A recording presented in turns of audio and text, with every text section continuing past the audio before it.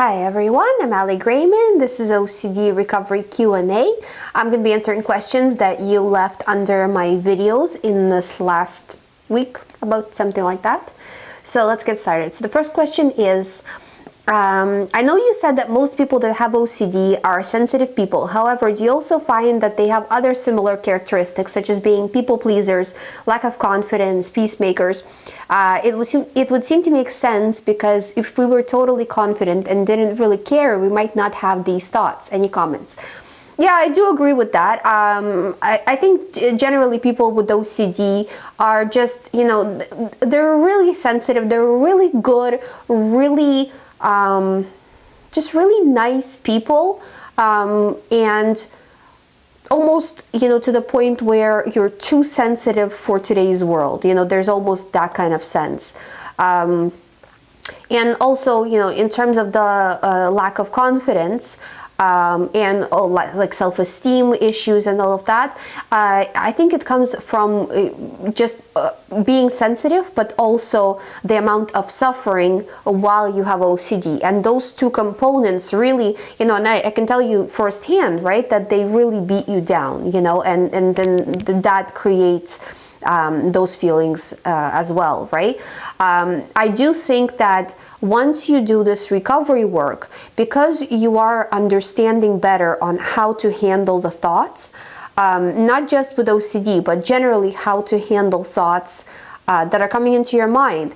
Afterwards, as you recover, you're better able to control where your mind is at all times. So if you start to get worried over something, or become sensitive to something, to some sort of a situation, or just reacting to stress, you're better able to handle that, because you can, instead of what we were doing before, right, such as accepting every thought that comes into our minds, now you are really kind of filtering through the thoughts. So even after this is after your OCD recovery, right? That you think that, okay, this is a normal everyday thought. However, it's not benefiting me in any way to worry about this, because I'm worrying, but I'm not actually doing anything about it. So then why am I worrying?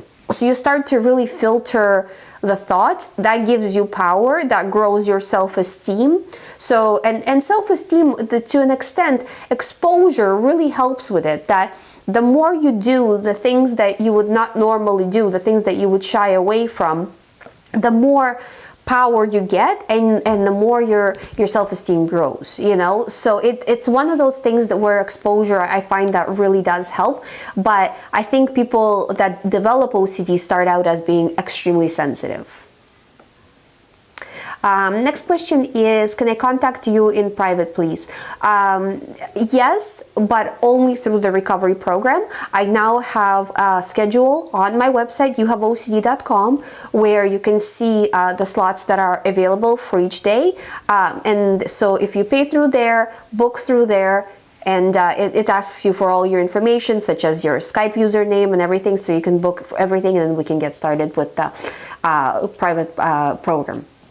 Next question is, how do you sit with a thought while disregarding it?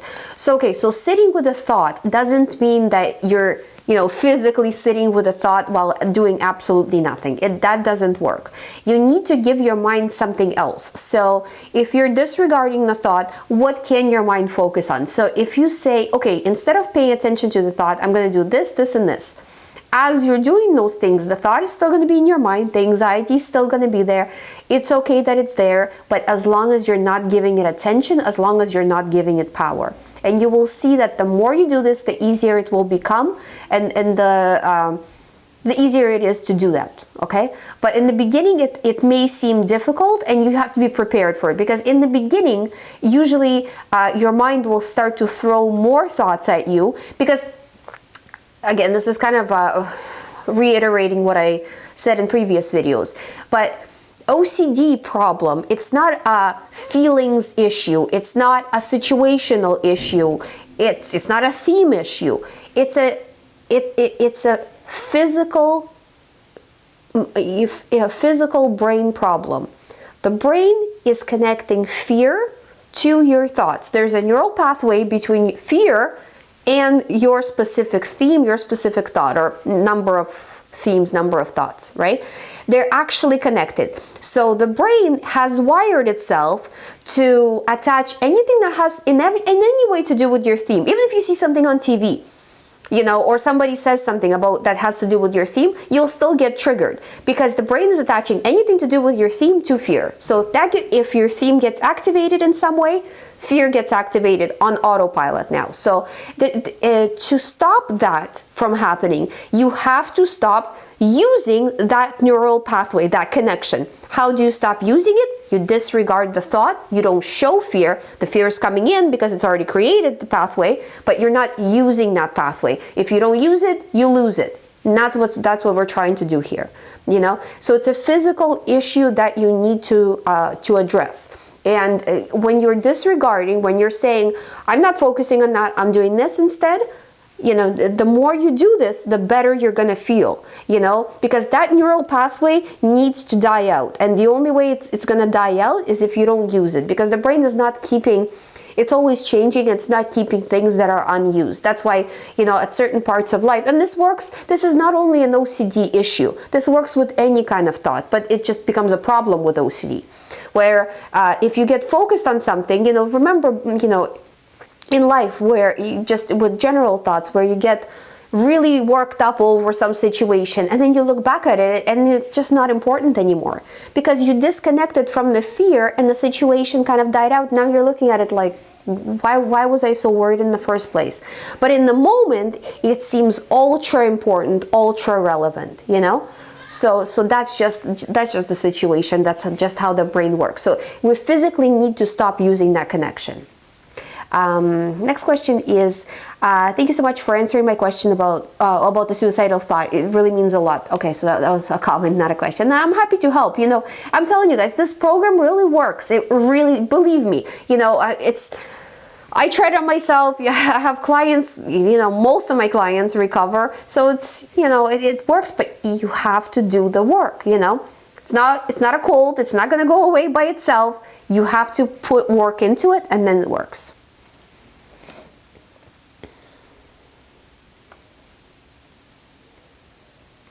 Next question is, I have a fear of bipolar mania. So every time I get happy, like when I see a friend or watch an inspiring video, my feelings of pleasure immediately get mixed with the feeling of inner tension and nervousness, resulting in what I call nervous excitement.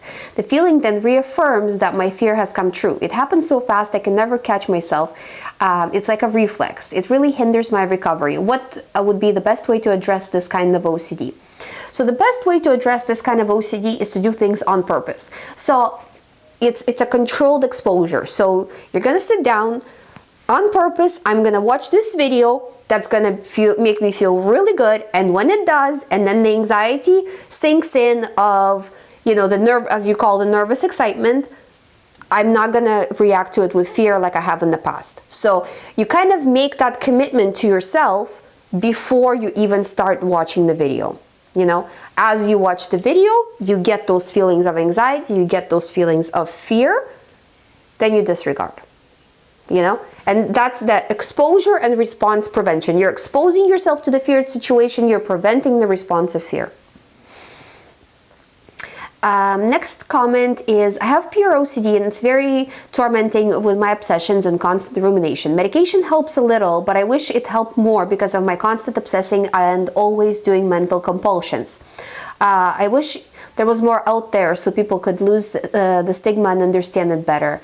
There's a lot more to it than what it looks like. Yeah, there is a lot more to it. And that's the whole thing about it, is that, you know, pure the person's talking about pure OCD. So the person, the pure O is not any different than any other type of OCD. But sometimes doctors view it as being, you know, different. It really isn't. You know, it's a compulsion of a physical sort, such as washing your hands, versus a compulsion of a mental sort, such as trying to figure something out. You know, you're just doing it over and over and over again, and it creates fear. You know, the more you know, pay attention to fear, the more that neural connection grows, right? The stronger it becomes, the more fear you get, and it's like a loop that you're entering into.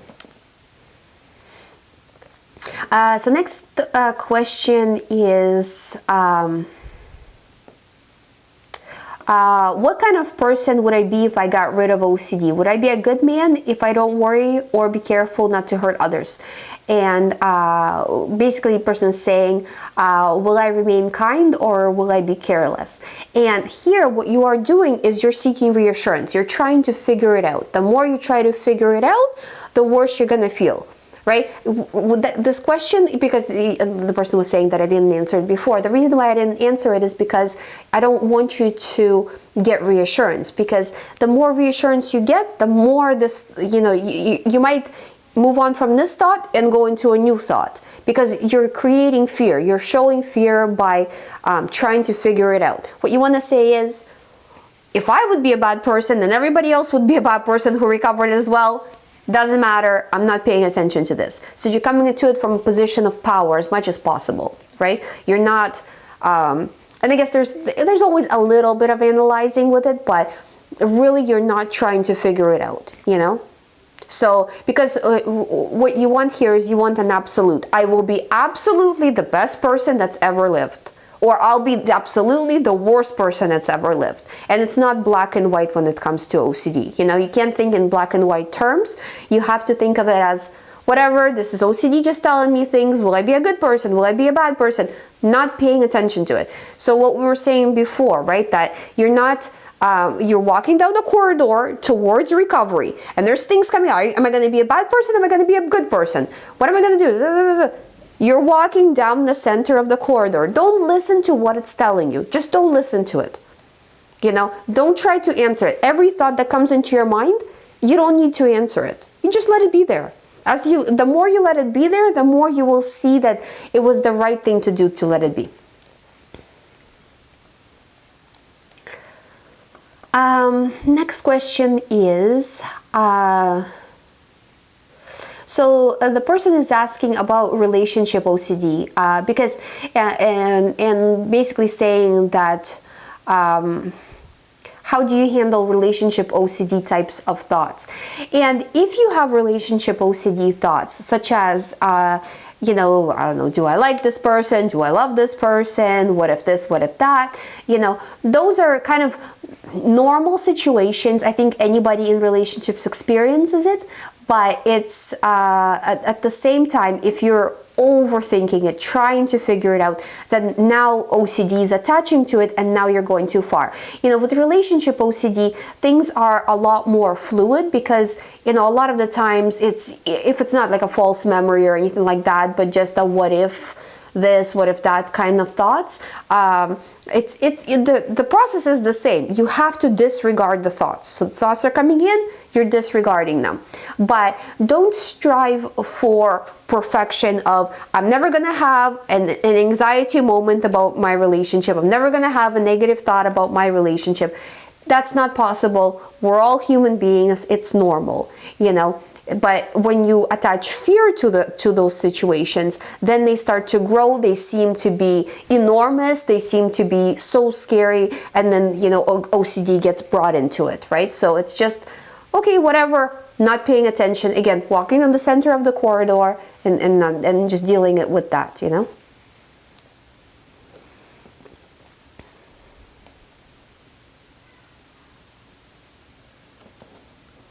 Next question is, you touch on the things that help me most, courage. While knowledge and understanding go a long way, eventually each one of us has to find the inner strength to overcome fear, which OCD perpetuates and feeds on. By doing this, we can turn our worst fears into our greatest strength. I completely agree with that. For example, you could suffer from religious theme obsessions. The fear is usually displeasing God. The strength is saying, I trust in this God who loves me and He's giving me great facilities to overcome the disease. I trust in that power and that love and leave my obsessions with God no matter how much I mess up. OCD will emphasize this to the end. Sorry, I can't see the rest. God is greater than my doubt and and even my sins, also exaggerated by OCD. And this is the thing, is not buying into what OCD is trying to sell you. So that's a common religious OCD. That's how it goes. It's, what if I'm displeasing God in some way? And the more you buy into the thought, the worse it gets. It's kind of almost like a little bit of responsibility OCD mix. Religious OCD is very similar to responsibility OCD. Not buying into it. That is all that it's about. Let it say whatever it wants. You're not buying into it. I would be careful. What you say here is, in the end, where you say, I trust in this God who loves me and He's giving me the great facilities to overcome the disease. It's, while I understand what you're saying, but I just want to make sure that you're saying it from a position of power and not from a position of fear. You want to say, yes, whatever religious belief you have, right? That, God will help me overcome this, right? But you don't want to say, I am so scared, please God help me overcome. You don't want to come from a position of fear, because fear increases anxiety. It grows that neural pathway, makes everything worse. So it's, I can do this. If you're coming to it from a religious perspective, you can say that God will help me, but from a position of power, not from a position of fear.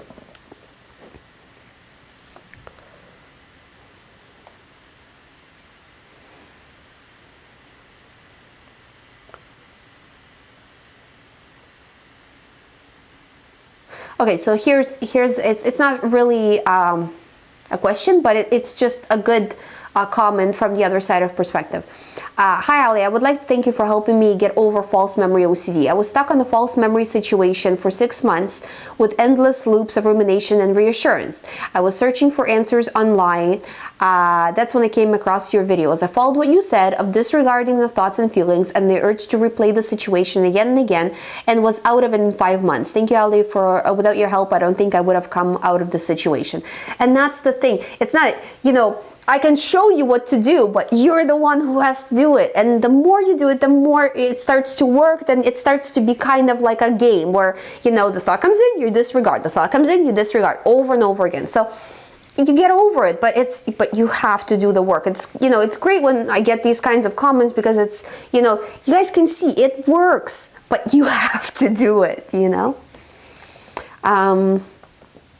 Hi Ali, many thanks. My question is, when I receive an intrusive thought, I don't react, no compulsion, that I've learned, but then I feel sad and down a bit, even for the full day. Sometimes I'm sad, I know, because of the OCD, but no particular thought is there. That's common. And that's just because your mind is overworked. You're trying to figure things out. The whole thing is difficult. So yeah, of course you'll feel sad.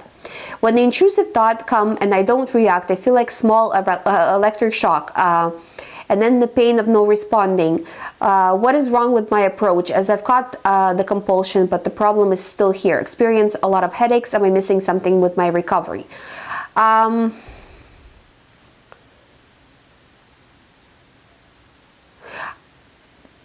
If you are sure that you're not recovering, that you're not reacting incorrectly, that you are treating the thought without fear, or with as little fear as possible, so you're not giving into the thoughts, you're not powering it up. Sometimes you can, also outwardly, when the thought comes in, you're not doing anything, but then maybe you're avoiding some things, or you're getting reassurance in some ways, or maybe you're doing some online research, trying to figure things out. If you're not doing any of that, then it just means your brain is unplugging, and it's going to take some time.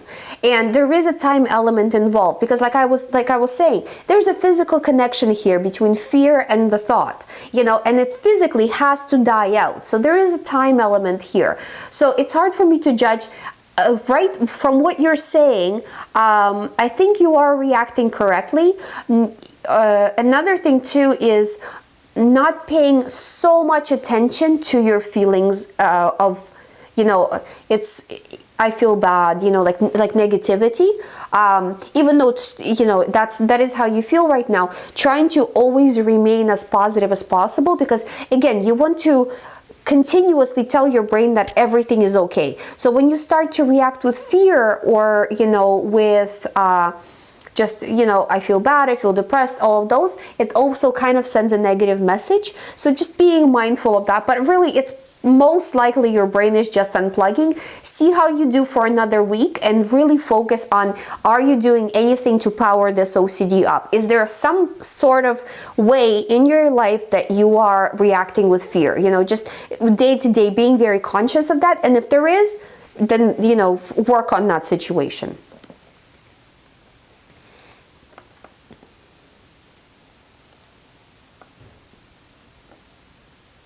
So next question is, could you also please explain the concept of reassurance? I'm still not clear of this term in my PRO. My PRO wants me to feel past feelings and go through the whole feeling from events, and also want to go through feelings that I've never even gone through. The OCD is just creating things for me to do, feelings that never happen.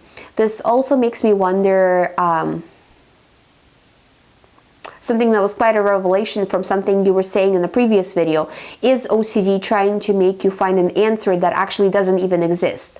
The OCD makes you think that this answer exists, but it really doesn't. Does this make sense, Ali?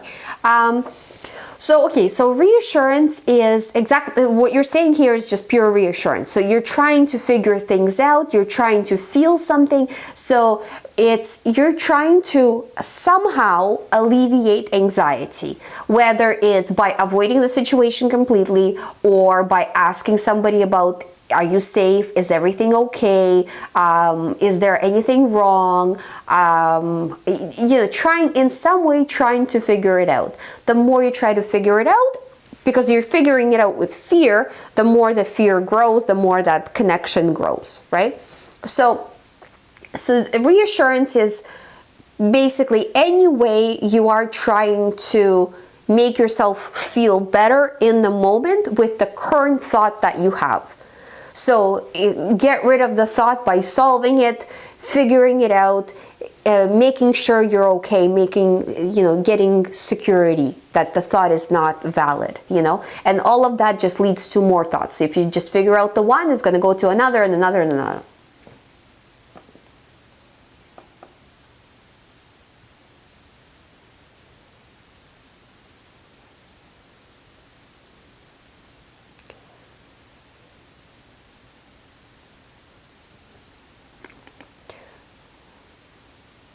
So they're just reading. Hi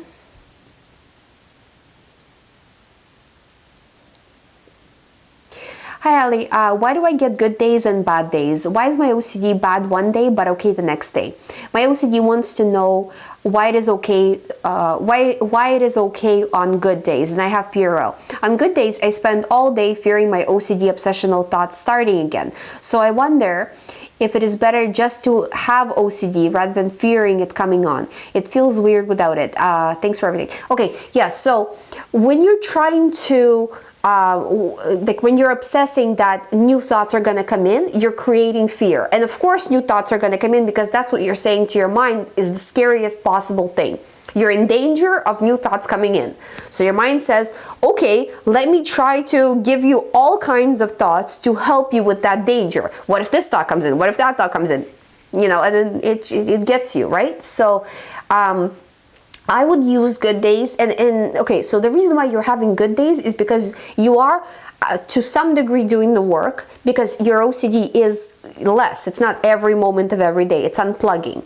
So it's either, it could be either you're doing the work and you're feeling better, or maybe you're not that deep into OCD and you don't feel, you're not in the situation, you didn't get to the situation where you get OCD every day. If you're doing the work, that's good. Continue to do it and use those good days when you're getting that thought, because, it's kind of like the good day is not really good because you're also fearing the obsession coming in, right? So it's like almost you're going from having the actual thought to fears of thoughts, and that fear of thoughts also is kind of like a secondary theme, right? So you have to address it. So when you get that fear of new thoughts coming in, okay, when they come in, What are you going to do? You're going to deal with them, but you're not going to pay attention until that. So again, what I was saying, walking down the center of the corridor, what if the new thoughts come in? What if this? What if that? Not listening, just keeping going forward, parallel to the thoughts. They can't get you. If you don't engage them, they can't get you. Don't allow them to get you. So, but if you're having good days, either way, it means that the thoughts don't have that much power.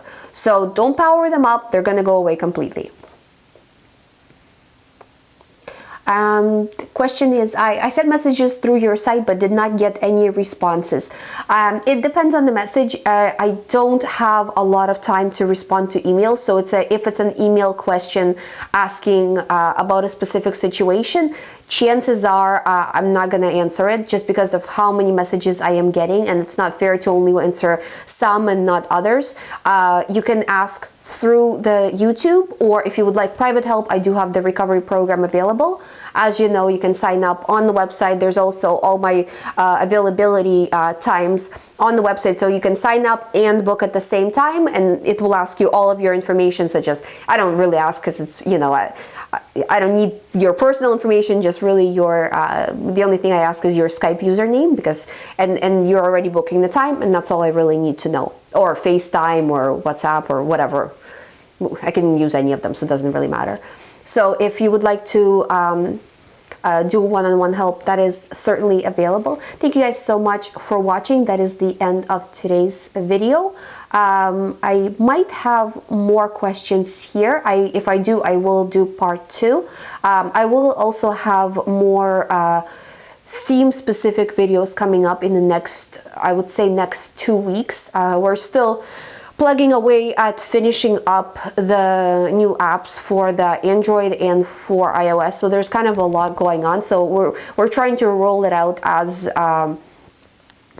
fast as we can, but also making sure that the quality is high, and that kind of takes a little bit of time to achieve. So please hang in there with us, and we'll get it all straightened out. Again, thank you so much for supporting the channel. Thank you for watching. If you have questions, leave it below this video or any of my other videos. I will answer on the next show.